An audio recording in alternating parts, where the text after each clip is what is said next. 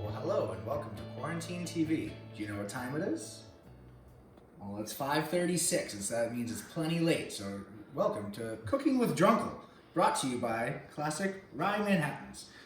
So in here, we have 2 parts Old Forester rye whiskey, 1 part sweet vermouth, a couple dashes of Angostura bitters. Take our ice, plop it in, and fill it up good. And we're just gonna stir. 20 seconds, 30 seconds.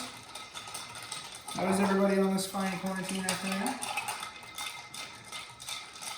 Here we go. Our stirring is complete. Time to strain over some iced glasses. We have 2 here because 1 for my lovely assistant husband, Hector, who's behind the camera right now. There we go. Make it a double. Yeah, they are doubles by definition. Orange is more traditional, but a little bit of a citrus squeeze. We're going to just do a little bit of a lemon peel. What we can do is take the big fat side and squeeze. Whoop. And then 1 for my husband, my lovely assistant. 1 for me. A little twist, a little rim job right around the edge. Everything. Now let's get cooking. Well, I'm super excited about our little pizza party date tomorrow. I want to share with you a little special sauce that I sometimes use for my pizza. Hector, how's your cocktail? It's good? Okay. So, usually like to do like a super uber traditional sort of pizza, like sausage and pepperoni and mushroom, basil, pesto, and sausage, something like that. But my other one I usually like to do something a little just more eclectic and usually vegetarian. Oftentimes, the vegetarian one is the one that's ends up being my favorite because sometimes I'll do like 4 pizzas. But my secret weapon for my vegetarian pizza is basically a pureed sauce of cauliflower. That's the base. So it's delicious, first off, and super healthy and incredibly simple. So there's very few ingredients. We're gonna just julienne. It doesn't matter really how much you cut it because this whole thing is gonna get pureed at the end. But so just julienne onions. It's easier to get it started. A couple tablespoons of butter. Nothing super heavy. We're gonna throw those in together. Just get that going on the heat. Basically, we just want to like sweat it down. Maybe get a little bit of browning on it, and then we're gonna add our cauliflower. Actually, that was 1/2 of an onion. And then we have half a head of cauliflower, stems and all. Don't get rid of that. It's like I said, everything's gonna get pureed, and that's gonna go in. I'm gonna add in a little bit of confit garlic, which is great. I keep this on hand. I buy the big things of garlic from Costco, and then when they're about to turn, I just take the whole thing, cook it slowly in some oil, and then it just preserves it. And so then I get the confit garlic as well as just a tub of garlic flavored oil at all times. Just a handy little thing to have, and then you just throw it into, really whatever. But so I'm gonna add a little bit to this, and just a 1/4 cup of half and half. I don't happen to have heavy cream right now. If I did, I would use heavy cream. The half and half's a good substitute, because it's just gonna get that, it's just gonna be a little smoother, a little richer, a little bit more velvety. And yeah, so we're gonna come back, check our onions in about 5 minutes, and then we can add the rest. And then, and in about 20 minutes, you're gonna have delicious vegetarian, rich, umami kind of base for your pizza.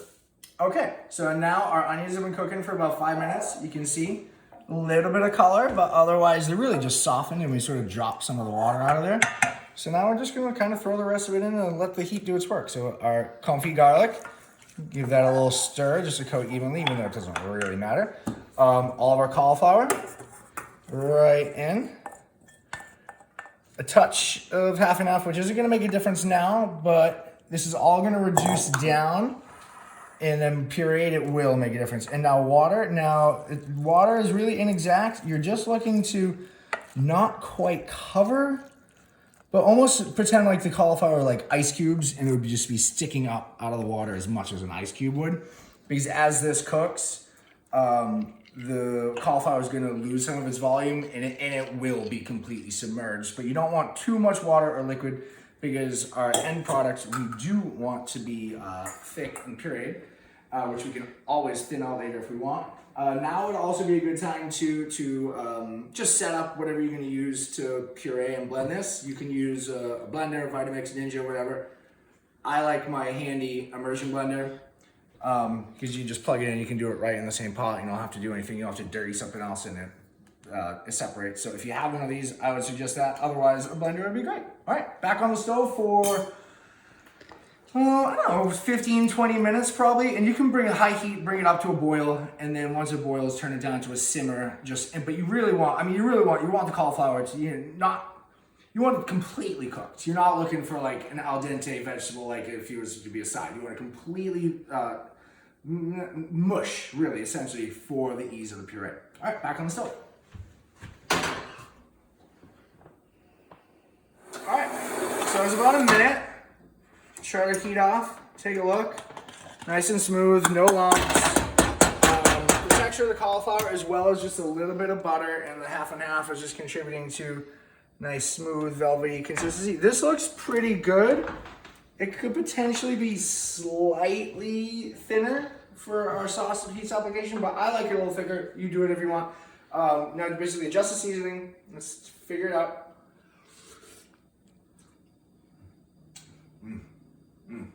Good. Just a touch more salt. Just a little pinch there. And that's it.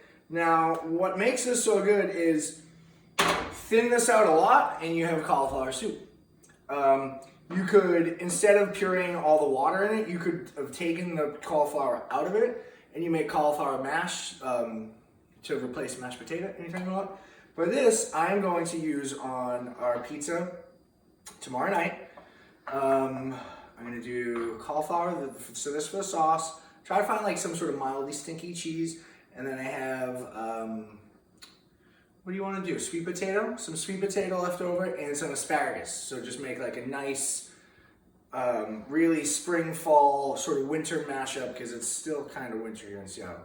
But yeah, you can make this or not. I love it though, and I think it's a really, really good addition to any repertoire, and it's God, it's just so versatile. You can go in any kind of cuisine. So, okay, we'll see you guys tomorrow night and eat some pizza.